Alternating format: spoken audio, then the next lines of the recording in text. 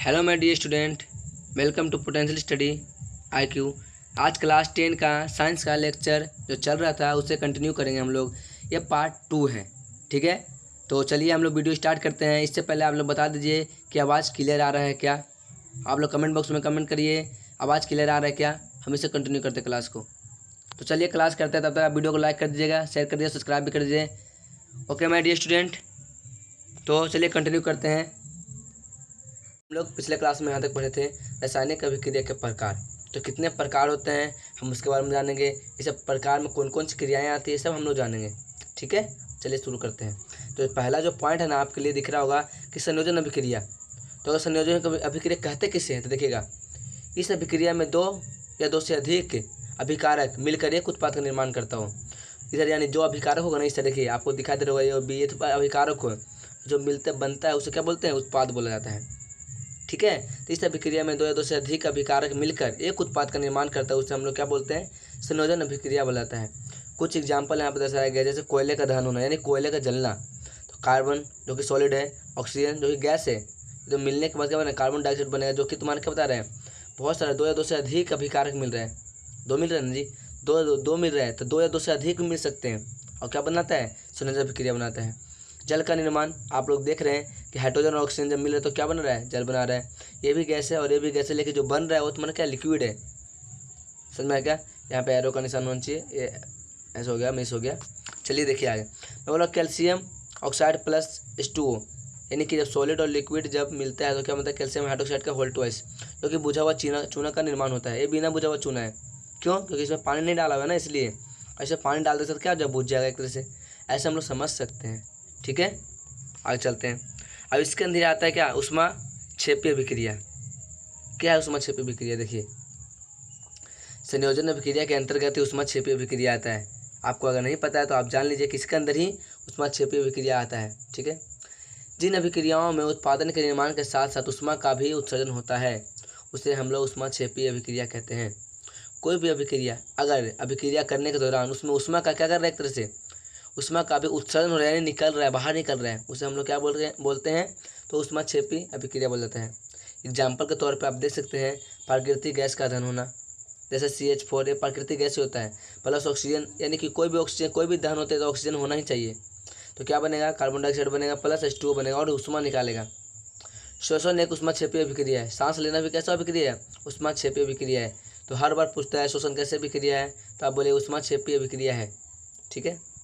अब मैं बता दूं कि उष्मा क्षेपी कैसे, देखिए ये ग्लूकोज का सूत्र है, जब कार्बन ऑक्सीजन मिलेगा तो कार्बन डाइऑक्साइड बनाएगा और तुम्हारा क्या, जल और उष्मा का निर्माण करेगा, ठीक है। अब आता है वियोजन अभिक्रिया क्या होता है, सेकंड पॉइंट, वियोजन अभिक्रिया। इस अभिक्रिया में एकल अभिकारक टूटकर दो या दो से अधिक अभिकारक के उत्पाद का निर्माण होता है, उसे हम लोग बोलते हैं वियोजन अभिक्रिया। एक अभिकारक होना चाहिए और दो या दो से अधिक उत्पाद का निर्माण होता है, उसे हम लोग क्या बोलते हैं, तो वियोजन अभिक्रिया कहा जाता है, ठीक है। देखिए आपको देखते हो कोई एक तत्व होगा जो कि टूट गया B और C में, ठीक है ना। आगे देखते हैं। अगर आपको वीडियो अच्छा लग रहा हो तो लाइक कर दीजिएगा, शेयर कर दीजिएगा, सब्सक्राइब भी कर लीजिएगा। अगर आपको कुछ भी समझ नहीं आ रहा हो तो आप कमेंट बॉक्स में कमेंट करिएगा, मैं आपका जवाब दूंगा, ठीक है। चलिए अब उष्मा वियोजन क्या होता है, उष्मा वियोजन अभिक्रिया। देखिए क्या वियोजन अभिक्रिया के अंदर ही उष्मीय वियोजन होता है, प्रकाशीय वियोजन होता है, विद्युतीय वियोजन होता है, 3 प्रकार का वियोजन होता है, ठीक है। तो आगे देखते हैं पहला उष्मीय वियोजन अभिक्रिया क्या होता है। उष्मा द्वारा किया गया वियोजन, यानी उष्मा के द्वारा उष्मा देने के दौरान में किया गया अभिक्रिया उष्मीय वियोजन अभिक्रिया कहलाता है, ठीक है। आगे देखते हैं नेक्स्ट। कुछ एग्जाम्पल यहाँ पर दर्शाया गया है जो कि आप देख सकते हैं। इसको क्या बताया जा रहा है, देखिए उदाहरण, कोई भी एलो मतलब फेरस सल्फेट है, जब उसे उष्मा देते हैं तो क्या बनता है, फेरस ऑक्साइड का निर्माण करता है। और जब हरा रंग होता है लेकिन उस पर जब भूरी परत चढ़ जाए तो क्या बन जाता है, भूरे रंग का हो जाता है। एक और एग्जाम्पल देखिए, चूना पत्थर, जिसे हम लोग कैल्शियम कार्बोनेट बोल सकते हैं, जैसे सॉलिड है उष्मा देने के बाद क्या होता है, बिना बुझा हुआ चूना बन जाता है, यानी अलग अलग पार्टों में टूट जाता है, ठीक है। आप सामने देख सकते हैं कैल्शियम ऑक्साइड सॉलिड है जो कि कार्बन डाइऑक्साइड गैस है, ठीक है। अब आता है क्या, विद्युतीय वियोजन, पहला पॉइंट हो गया। अब आता है विद्युतीय वियोजन। विद्युत धारा प्रवाहित होने पर होने वाला वियोजन अभिक्रिया को हम लोग विद्युतीय वियोजन अभिक्रिया कहा जाता है। फिर से सुनिएगा, किसी भी रिएक्शन में विद्युत धारा प्रवाहित करे और उससे वियोजन हो जाए उसे हम लोग क्या बोलेंगे, विद्युतीय वियोजन हो जाएगा, ठीक है। जैसे मान लीजिए पानी है, ठीक है, इसमें अगर मैं करंट पास करता हूँ तो भाई इसका आयन H+ और OH अलग हो जाता है, ठीक ना। तो आयनों में क्या होता है, अलग हो जाता है। जैसे आप लोग फोटो में दिख रहा होगा, आपको दिखाया तो देखिएगा, इसके अंदर क्या होता है, विद्युत धारा अप्लाई हो रहा है। यानी इसका मतलब क्या हुआ, इसका मतलब ये हुआ कि इसके अंदर करंट पास ना हो रहा है।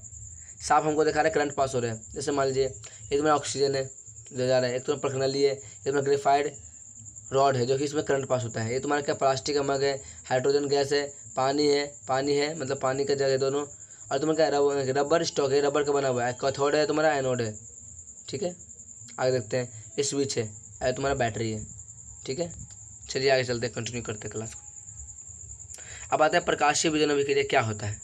तो देखिए सिंपल सी बात, जो प्रकाश के माध्यम से अभिक्रिया होता है उसे हम लोग क्या बोलते हैं, प्रकाशीय विजन अभिक्रिया कहा जाता है। ठीक, देखिए पढ़ता हूँ। प्रकाशीय विजन सूर्य के प्रकाश की उपस्थिति में होने वाली अभिक्रिया या होने वाले क्रिया या होने वाले वियोजन, उसे हम लोग क्या बोलते हैं, प्रकाशीय विजन अभिक्रिया कहा जाता है। उदाहरण के लिए अगर मैं बोलता हूँ सिल्वर क्लोराइड है, तो सूर्य के प्रकाश में Ag यानी कि अलग और क्लोरीन अलग हो जाता है। ये भी तुम्हारा क्या है, वियोजन अभिक्रिया ही है, लेकिन प्रकाशीय। सिल्वर ब्रोमाइड, सूर्य के प्रकाश में Ag और Br अलग हो जाते हैं। इस अभिक्रिया का उपयोग श्याम श्वेत फोटोग्राफी में किया जाता है। इसका प्रयोग कहाँ किया जाता है, पेपर में हर बार आता है। आप बोलेगा श्याम श्वेत फोटोग्राफी में इसका प्रयोग किया जाता है फ्लैक्स के रूप में। ऊष्माशोषी अभिक्रिया इसी के अंदर आता है। क्या होता है, जिन अभिक्रियाओं में अभिकारकों को तोड़ने के लिए ऊष्मा प्रकाश या विद्युत ऊर्जा की आवश्यकता होती है। देखिएगा इसने क्या बोला है, साफ साफ समझिएगा। ऊष्माशोषी बोल रहा है, जिन अभिक्रिया में अभिकारकों को तोड़ने के लिए, अभिकारक जो भी है उसे तोड़ने के लिए ऊष्मा प्रकाश या विद्युत ऊर्जा की आवश्यकता होती है, उसे हम लोग क्या बोलते हैं, ऊष्माशोषी अभिक्रिया कहा जाता है। ओके माय डियर स्टूडेंट, आगे चलते हैं, हम लोग कंटिन्यू करते हैं क्लास को, जो कि है आगे की ओर। हम लोग पढ़ेंगे क्या, विस्थापन अभिक्रिया। क्या होता है विस्थापन अभिक्रिया, देखिएगा सबसे पहला पॉइंट क्या है विस्थापन अभिक्रिया, आप लोग देख लीजिए। विस्थापन अभिक्रिया, इन अभिक्रियाओं में अधिक क्रियाशील तत्व कम क्रियाशील तत्वों को उसके यौगिक से विस्थापित कर देता है। कहने का मतलब ये है कि विस्थापन अभिक्रिया मैंने एक तत्व दूसरे तत्व क्या करता है, जलीय विलयन से उसको अलग कर देता है। वो भी क्रियाशीलता के अनुसार में बांटा गया है। ठीक है, जैसे आयरन हो गया, अब देखिए कॉपर सल्फेट है, ये तुम्हारा जलीय विलयन है, और इससे ना ज़्यादा रिएक्शन नहीं है। कॉपर से ज़्यादा हाई रिएक्टिव कौन है, आयरन है। तो ये आएगा और इसको क्या करेगा, ट्रांसफर कर देगा। समझ में ना, कॉपर क्या कर देगा, अलग कर देगा। इसी को हम लोग क्या बोलते हैं, विस्थापन अभिक्रिया कहा जाता है। आप एक प्रणाली के माध्यम से चेक कर सकते हैं कि ये बात सच है, तो बिल्कुल सच है, आप चेक कर सकते हैं। देखिएगा ये तुम्हारा स्टैंड है, आपको दिख रहा होगा, ये तुम्हारा प्रणाली है, धागा है, तुम्हारा कॉपर सल्फेट है, और कॉपर सल्फेट विलयन है, और लोहे का कील है।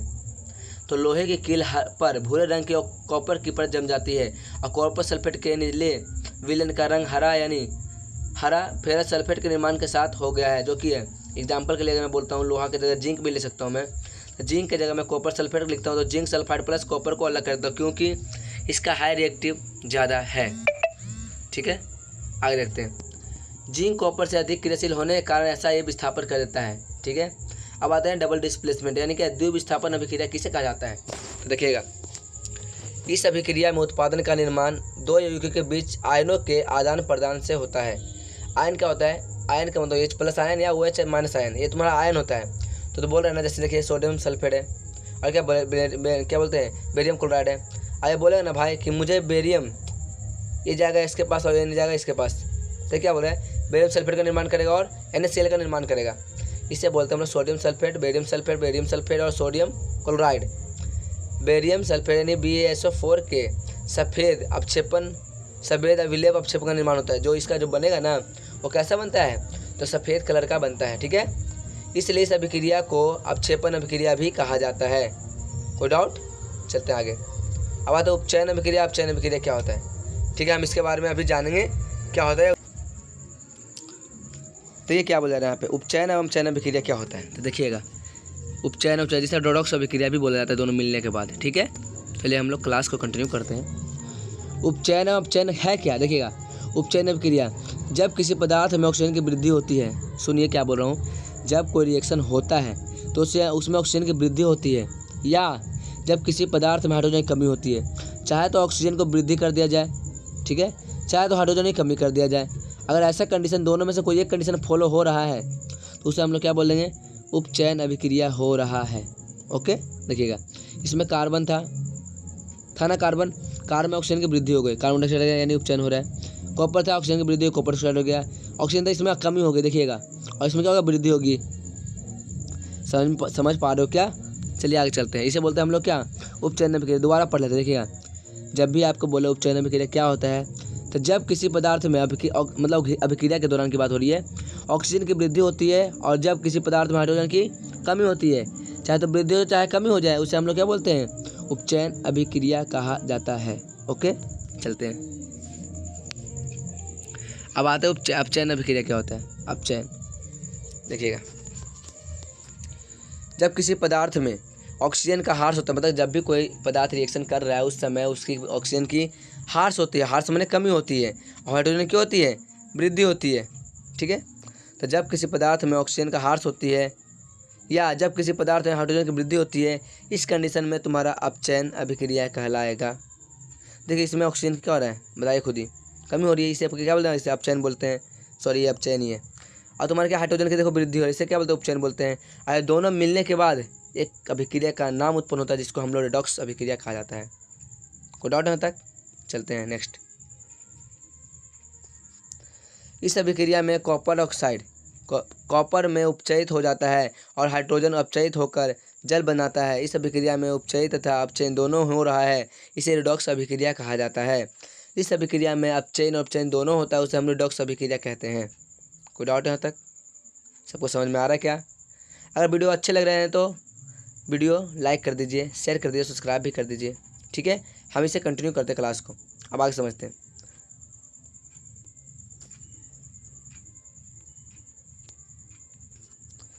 दैनिक जीवन में उपचयन अभिक्रिया का प्रभाव क्या पड़ता है? दैनिक जीवन में, दैनिक का मतलब होता है हमारे जो जीवन क्रियाकलाप चल रहा है उसमें किस प्रकार हमारा प्रयोग होता है, किसका, जीवन उपचयन का प्रयोग होता है। देखिएगा, संक्षारण क्या होता है। संक्षारण देखिए, जब कोई धातु आर्द्र अम्ल आदि के संपर्क में आता है, जिससे धातु की ऊपरी परत कमज़ोर हो जाता है, संक्षारित हो जाता है। कोई भी धातु हो गया, लोहा, मैग्नीशियम हो गया, कैल्शियम हो गया, कुछ भी, कॉपर भी, अगर आर्द्र या वायु के संपर्क में, देखो वायु मन होता है धातु, मतलब आर्द्र वायु, आर्द्रता मन क्या होता है, हल्का पानी और हल्का हवा, और अम्ल मन पता ही अम्ल क्या होता है, हवा के संपर्क में आते के साथ वो धातु के ऊपरी पर चढ़ जाती है, जिसे हम लोग क्या बोलते हैं, वो कमज़ोर होने लगता है, इसके वजह से इसे संक्षारित हो जाता है। ठीक है, जैसे एग्जाम्पल के लिए आप देख सकते हैं इसको, क्या बोल रहे हैं यहाँ पे, लोहे की वस्तुओं पर जंग लगना, चांदी के ऊपरी काली पर चढ़ जाना, तांबे के ऊपरी हरी पर चढ़ना तथा संरक्षण के उदाहरण ही तो है। और क्या है, समझ में आ रहा है क्या? देखिए, लोहे के ऊपर भूरे रंग का जंग लगना, ठीक है, कैसा रंग था, भूरा। चांदी के ऊपर ब्लैक रंग की परत होती है, कॉपर के ऊपर हरी रंग की होती है। ये सब पर्वत संरक्षण ही तो है जो एक तरह से जंग लगा रहे हैं। अब इसे बचा कैसे सकते हैं, देखिएगा, यश लेपन या विद्युत लेपन और पेंट करके संक्षारण से धातुओं को बचाया जा सकता है। ठीक है, इससे हम बचा सकते हैं इसको। जैसे कोई आप देखिएगा, मान लीजिए घर लोहे का होता है, गेट वगैरह, तो पेंट करते हैं हम लोग, तो या तो आप यश लेपन कर दे, जो यश लेपन का मतलब होता है जिंक की परत चढ़ा देना। ठीक है, अब विद्युत लेपन क्या होता है, विद्युत का मतलब विद्युत द्वारा लेपन किया जाता है। अब पेंट करना नॉर्मल तरह से हम जानते हैं, पेंट करना क्या होता है, और धातुओं से को बचाया जा सकता है। ठीक है, अब आते हैं कि विकृत गंधिता किसे कहता है। विकृत गंधिता, विकृत गंधिता मतलब समझिएगा, कोई पदार्थ जो खराब हो जाता है ना, जैसे रोटी हो गया, सब्जी हो गया, कुछ भी खराब हो जाता है, उसे बचाने के लिए हम लोग विकृत गंधिता का प्रयोग करते हैं। ठीक है, देखते हैं क्या बोल रहा है यहाँ पे, आपको समझ में आ जाएगा, ऐसा कुछ नहीं है कि आपको समझ ही ना आए। देखिए, विकृत गंधक क्या होता है, वसायुक्त, वसायुक्त माने तेलीय पदार्थ, और वसायुक्त माने घी वाला जो भी है, डालडा वगैरह, वसायुक्त और तेलीय खाद्य सामग्री वायु के संपर्क में आने पर उपचयित हो जाता है, जिससे उसके स्वाद और गंध में परिवर्तन हो जाता है, इसे विकृत गंधता कहते हैं। देखिए क्या बोला इसने, जब भी कोई तेलीय पदार्थ, चाहे कोई भी, अगर डालडा वाला पदार्थ चाहे घी वाला पदार्थ हो, कोई हवा के संपर्क में आ जाता है तो वो खराब हो जाता है। जैसे आप लोग देखे होंगे रोटी को, आप लोग देखे होंगे सब्जी को, तेलीय पदार्थ तो आप लोग देखे होंगे, क्या बोलते हैं, बहुत सारे चाट चाउमीन वगैरह को, ये सब खराब हो जाता है। क्यों? इसके ऑक्सीजन की वृद्धि हो जाती है ना, इसकी वजह से तो गंध में परिवर्तन हो जाता है, इसे हम लोग क्या बोलते हैं, विकृत गंधता कहते हैं। और इसे रोकने का क्या क्या उपाय है तो आप देखेंगे इस प्रकार। देखिए, विकृत गंधता रोकने का उपाय बहुत तरीका से। पहला पॉइंट, प्रतिऑक्सीकारक का उपाय उपयोग करें। प्रतिऑक्सीकारक का मतलब होता है ऑक्सीजन को अंदर ना जाने दें। Okay my dear student, oxygen को अंदर ना जाने दें। जैसे आप रोटी वोटी देखे होंगे तो कुछ इस टाइप से रोटी रखने वाला एक तुम्हारा बर्तन होता है, कुछ इस टाइप में, और ऐसे ढक में बंद करने वाला होता है, ऐसे पैक करने वाला होता है। तो क्या प्रतिऑक्सीकारक का उपयोग करके मतलब ऑक्सीजन के अंदर न जाने दे। दूसरा, वायुरोधी बर्तन में खाद्य सामग्री बनाया जाता है, सामग्री रखना चाहिए। वायुरोधी बर्तन में हमेशा, वायुरोधी का मतलब हवा अंदर न जा सके, वैसा बर्तन में रखना चाहिए। ठीक है। क्या खाद वायु के स्थान पर नाइट्रोजन गैस द्वारा होता है। गैस द्वारा देखिएगा, कहने का मतलब देखिए, आप चिप्स का नाम सुने होंगे, चिप्स खाए भी होंगे, इसके अंदर कौन सी गैस भरी रहती है, तो आप बोलेगा नाइट्रोजन गैस भरी रहती है। ठीक है। तो कोई भी चिप्स हो चाहे कुरकुरे हो, उसके अंदर हमेशा नाइट्रोजन गैस भरी रहती है। अगर आपको कोई गैस निकला हुआ कुरकुरे दे रहा है, चाहे सस्ता भी दे रहा हो, तो भी आप नहीं लीजिए। क्यों? क्योंकि अगर उसे आप खा लीजिएगा तो आपका पेट में प्रॉब्लम हो जाएगा। इसके वजह से आप 5 रुपये बचाने के चक्कर में 500 रुपया भी गंवा सकते हैं डॉक्टर के पास जाकर। तो आप सतर्क हो जाइए। ठीक है। आगे देखते हैं। दूसरा क्या बोला है, शीतलता द्वारा, शीतलता माने शीतलन द्वारा, इसे ठंडा करके भी किसी को मतलब पदार्थ हम मतलब ख़राब होने से रोक सकते हैं। जैसे मान लीजिए कोई कल का बनाया हुआ सब्जी है और थोड़ा गर्म होने वाला है ना, उसे गर्म पानी मतलब ठंडा पानी में नीचे रख दीजिए। उसका फर्श है ना, फर्श जैसे मान लीजिए कटोरी है, ऐसे जो नीचे वाला पार्ट है ना, इसको हमने क्या रखेंगे, पानी के अंदर रखेंगे। ठीक है, ताकि वो ख़राब ना हो सके। ठीक है। अब कुछ प्रश्न है, अपना चैप्टर यहाँ पे फिनिश हो चुका है। अगर वीडियो अच्छा लगा है तो लाइक कर दीजिएगा, शेयर कर दीजिएगा, सब्सक्राइब कर दीजिएगा इसी तरह के और वीडियो पाने के लिए। ओके मेरे डियर स्टूडेंट, चलिए एक प्रश्न है जो कि आप कर सकते हैं इसको, ऐसा नहीं है कि नहीं कर सकते। आप मन में सोचिएगा इसका जवाब। ठीक है। वैसे सोचने पढ़ने पूरा मालूम चल ही जाएगा आप लोग को। ये क्या हो रहा है, लघु उत्तरीय प्रश्न का प्रश्न नंबर 1 है, यानी मार्क्स 1 का है। जब लोहे की कील को कॉपर सल्फेट विलयन में 15 मिनट के लिए डुबाया जाता है तो लोहे की कील और कॉपर सल्फेट विलयन रंग में क्या परिवर्तन होता है। पहली बात तो रंग परिवर्तन हो जाएगा, भूरा रंग हो जाएगा, हरा रंग हो जाएगा। और क्या होगा इसमें ना, क्या हो रहा है, तो ये तुम्हारा रासायनिक अभिक्रिया हो रही है। समझ में आ रहा है क्या, ये तुम्हारा क्यों हो रहा है भाई। तो ये हम अभी थोड़ी देर पहले पढ़े थे कि कोई भी अभिक्रिया कोई भी विलयन में जब जाता है तो उसके तुम्हारा सक्रियता श्रेणी पर डिपेंड करता है, यानी कि उसके क्रिया एक्टिविटी पर डिपेंड करेगा। कौन सा तत्व कितना ज़्यादा हाई रिएक्टिव है उस पर डिपेंड कर जाएगा। तो आज का वीडियो यही रहता है माय डियर स्टूडेंट। अगर वीडियो अच्छा लग रहा है तो लाइक कर दीजिएगा, शेयर कर दीजिएगा। मिलते हैं फिर नेक्स्ट वीडियो में, तब तक के लिए बाय।